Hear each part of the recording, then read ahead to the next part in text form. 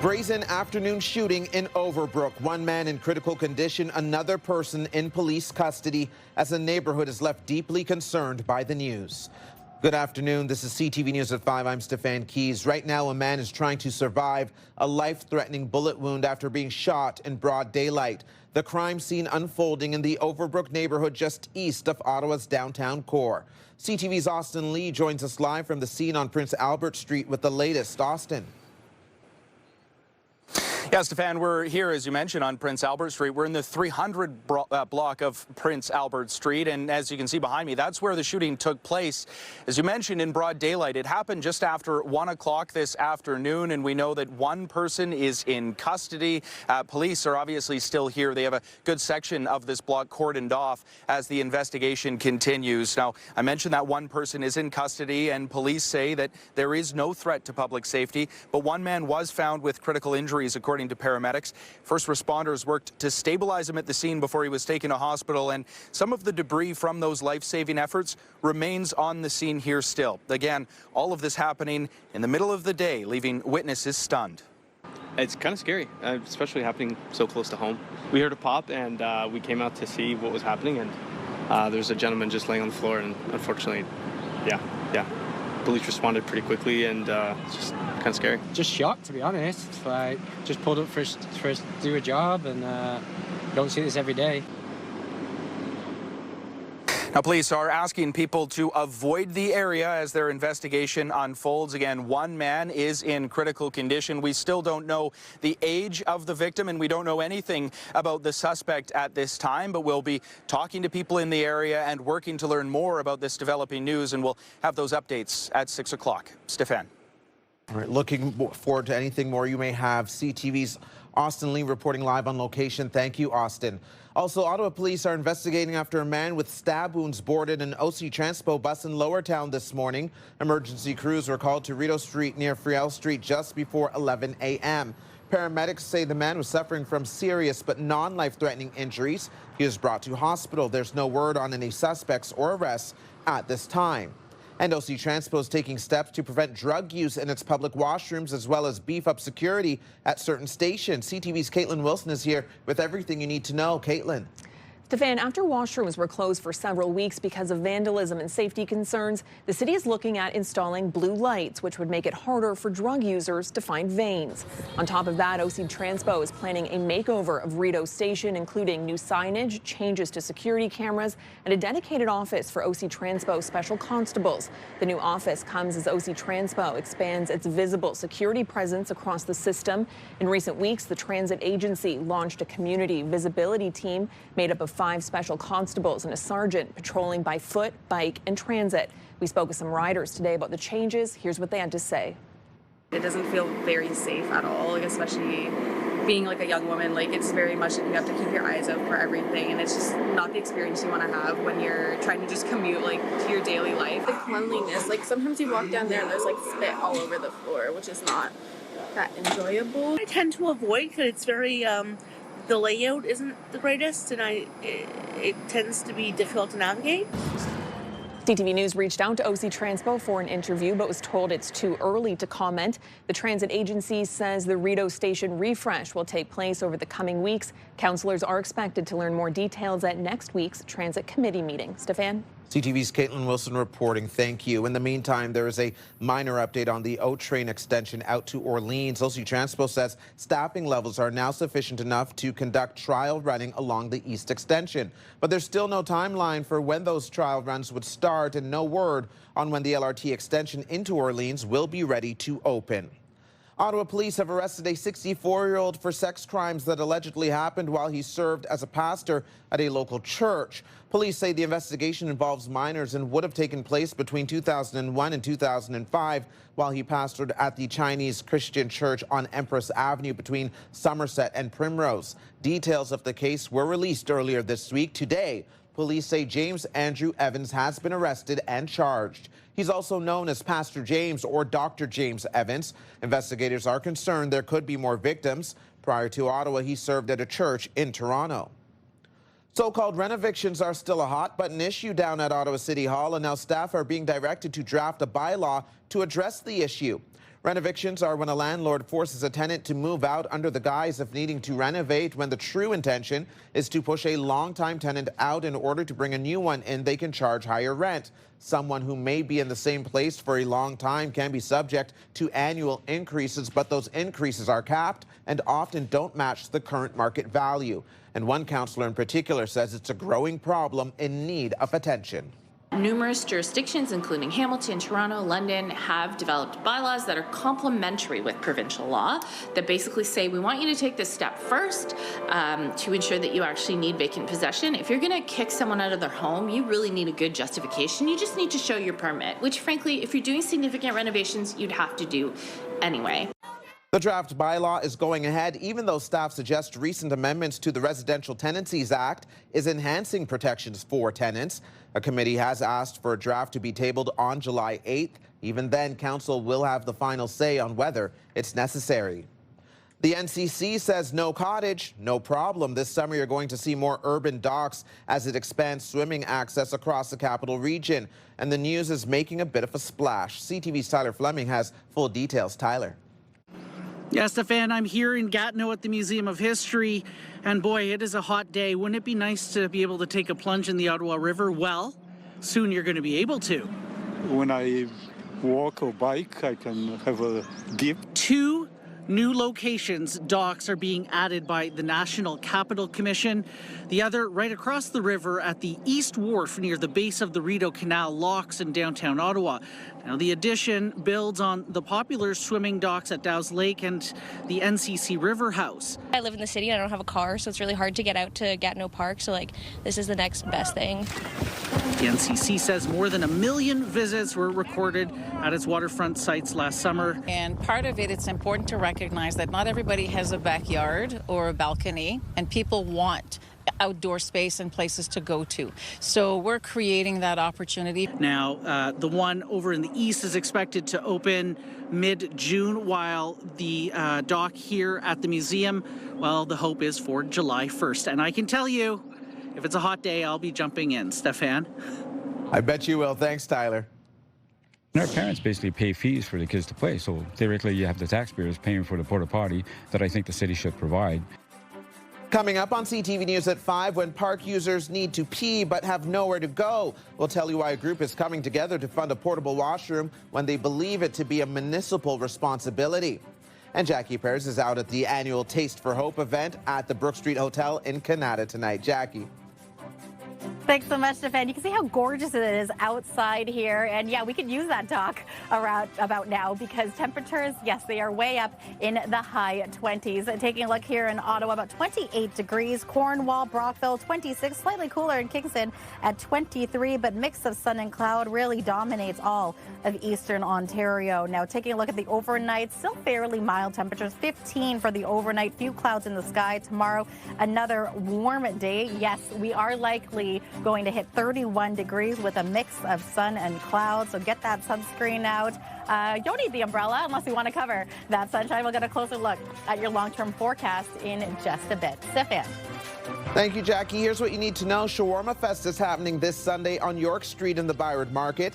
In addition to a variety of vendors, there's a shawarma competition and a Guinness World Record attempt. The event gets started at 11 a.m. and goes until 7. Again, that's on Sunday. Here's a live check on traffic. Woodruff westbound lanes of the Queensway not looking too speedy at this time. Pinecrest is seeing some traffic volume, but not as backed up as we've seen in the past. Riverside is flowing well in the westbound lanes. It's slow going in the eastbound, and things are moving smoothly in both directions at Bronson and Bayswater. You're watching CTV News at 5. Our popular Team of the Week segment is back. If you want to be a part of our Myers Automotive Group Team of the Week, upload your video to ctvnewsottawa.ca. A local baseball team says they're stepping up to the plate to cover the cost of a basic necessity, and it's one they believe the city should be paying for, not them. But as CTV's Kimberly Fowler explains, they say when you've got to go, you make the sacrifice.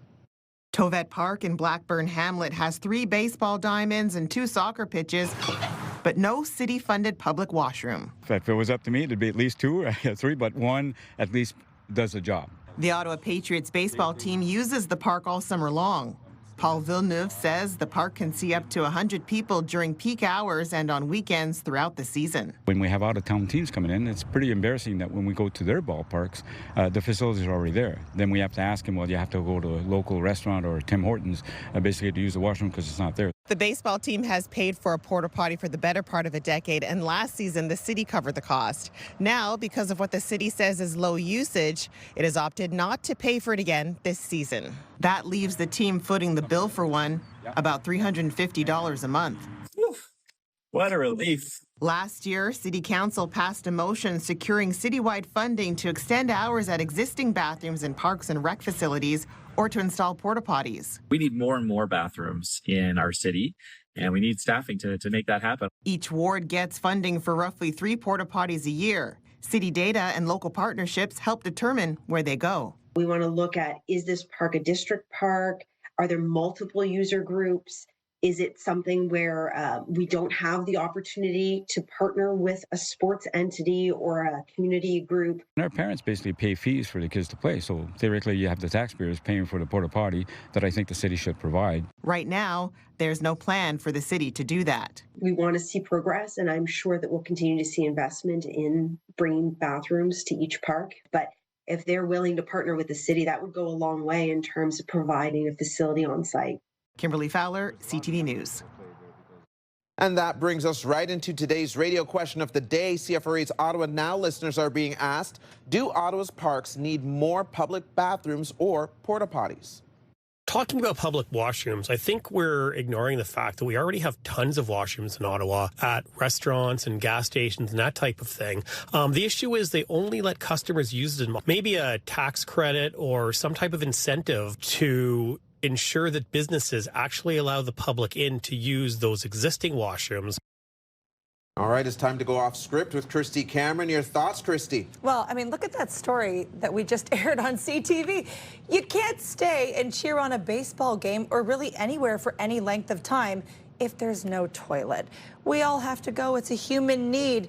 It is eventually a problem. Nature calls. The porta potties are a start, but we need more washrooms, Steph. We need to do this. If we're going to spend all this money, which we do, by the way, on parks and sports fields and, you know, splash pads, finish the job. Like, imagine putting in a park and saying, well, we're not going to put it in garbage cans because that costs money, or park benches. Now, I understand that, of course, it becomes an issue of staffing. We need to make sure that the bathrooms are open, that they're clean. Who knows what people are doing in there? We don't want them to leave drug paraphernalia around. They've got to be clean and safe. So staff them, pay for them, finish the job. Otherwise, what is the point of all these city-run facilities? Yeah, it feels like a necessity forgotten, just simply overlooked. And as you mentioned, nature calls, and you don't want people going in nature, wandering into the bushes and just doing their thing, their business. And again, like, I don't endorse that, but that's what people do, especially during the pandemic. That's what people were doing because they were spending time at parks. So let's throw the conversation open and let's actually fix this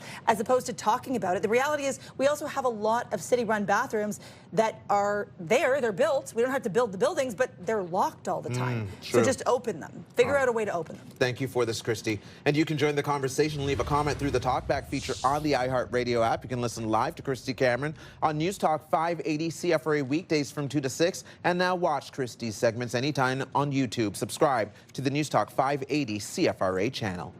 There's further proof to show that it really is true. Coming up on CTV News at 5, a big payday for a resident here in Ottawa, now $20,000 richer. We'll explain when we return. Here's what else you need to know. Doors Open Ottawa is happening this weekend. This year's theme is Doors to the Past, Bytown's bicentennial journey. You can find a full list of participating buildings you don't typically have access to on the city's website. Coming up tonight on CTV after the 6 o'clock newscast, E-Talk starts at 7, an episode of The Big Bang Theory at 7:30, MasterChef at 8, The Floor at 9, and then back-to-back episodes begin again at 10, The Big Bang Theory. Now for another check on the weather forecast, Jackie is live in Canada tonight at Taste for Hope, benefiting the Shepherds of Good Hope. Jackie.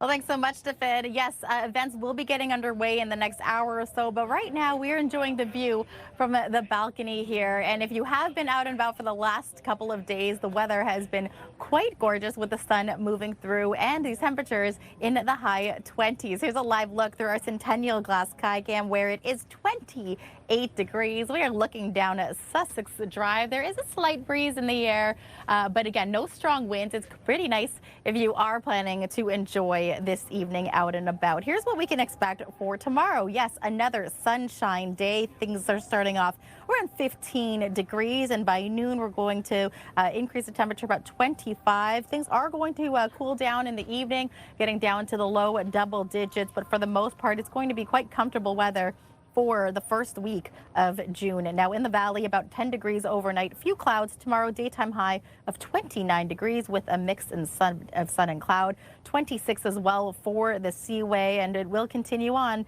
as we mentioned, for at least the next couple of days for high 20s. So Friday, yes, there is going to be some clouds moving in, but the daytime high will likely be 28 degrees, though overnight lows sticking around the mid-teens, around 16 degrees. There is a slight chance on the weekend that we could see chance of showers moving through, but it is a low probability right now. So this could change in the next couple of days, but take a look at Monday. Lots of sunshine in store with 27 degrees, the anticipated daytime high. So if we have been waiting for summer or those summer-like conditions for all of May, but look at the first week of June, it is looking pretty nice as we get into the month of June. Weather is brought to you by Manotick Tree, complete tree care from start to stump. All right, now the doors for Taste for Hope will be opening in about an hour. The guests, they're going to be experiencing some mouth-watering creations from Ottawa chefs, as well as this is all in support of Shepherds of Good Hope. And Stefan, I understand you are emceeing the event later this evening, so we look forward to welcoming you here at Brook Street in just a bit. Thank you, Jackie. Wait for me. I'll be right over. And we want to tell you about a new segment we're launching right here on CTV News at 5. It's simple. We want to hear your local stories of people doing good, spreading joy, making a difference, or marking a notable achievement. We'll be featuring stories and people that touch our hearts and make us proud of simply being from Ottawa. You can send your submissions to ottawanews@ctv.ca. Justin Harmon in the corners, drives the lane. Justin Harmon wins it for the Blackjacks. Coming up on CTV News at 5, a big game last night for the Ottawa Blackjacks. We'll have the highlights from home court just ahead. If you need gas, one of today's cheapest gas prices can be found at the Mobile Station on Ogilvie Road in the Gloucester area. Regular gas there tonight is going for 159.9 cents a litre. Here's another live check on traffic. We are seeing that things are moving well in the eastbound lanes at Woodruff, but westbound is quite slow. Saint Laurent is seeing some slowdowns in its eastbound lanes, and Riverside was flowing well in both directions, but you're starting to see traffic volume building for people headed towards Orleans and the East End. You're watching CTV News at 5.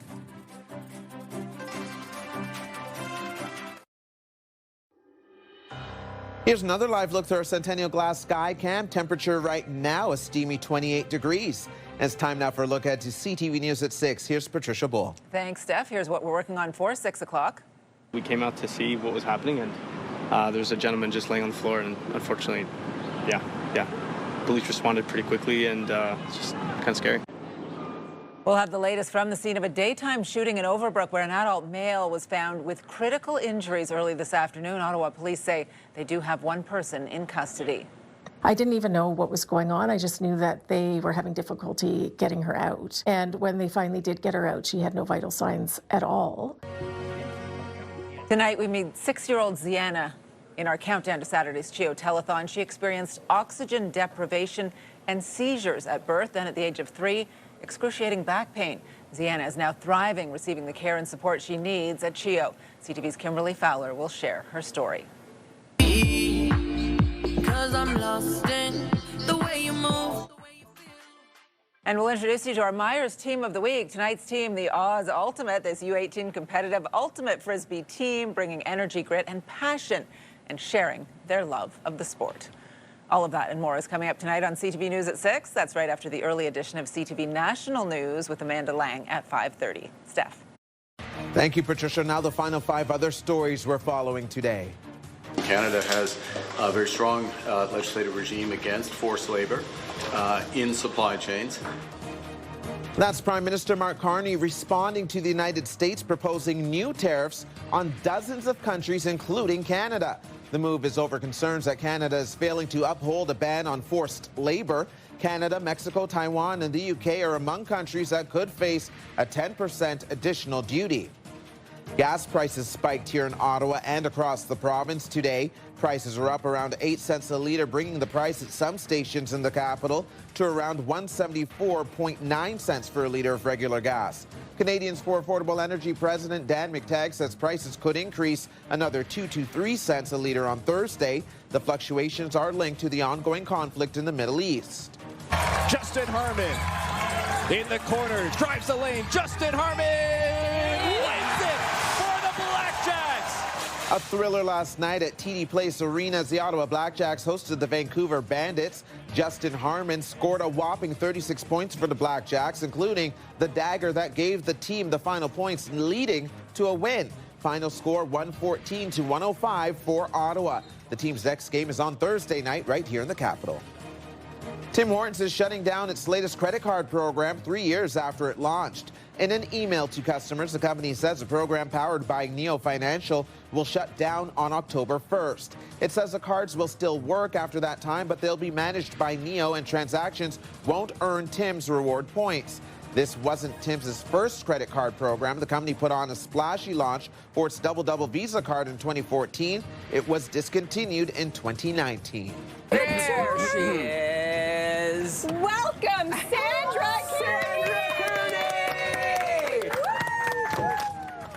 And you gotta love this. An exciting announcement today on CTV Your Morning Ottawa. A big congratulations to Ottawa resident Sandra Kearney. She is the winner of Your Morning's 20K Pay Your Bills contest, sponsored by Bean Cars. Sandra is retiring in 1 month and showed up to our Byron Market Studios bright and early this morning to collect her $20,000 prize. Congratulations, Sandra. That is CTV News at 5. I'm Stefan Keys. The early edition of CTV National starts right now. Thanks for watching.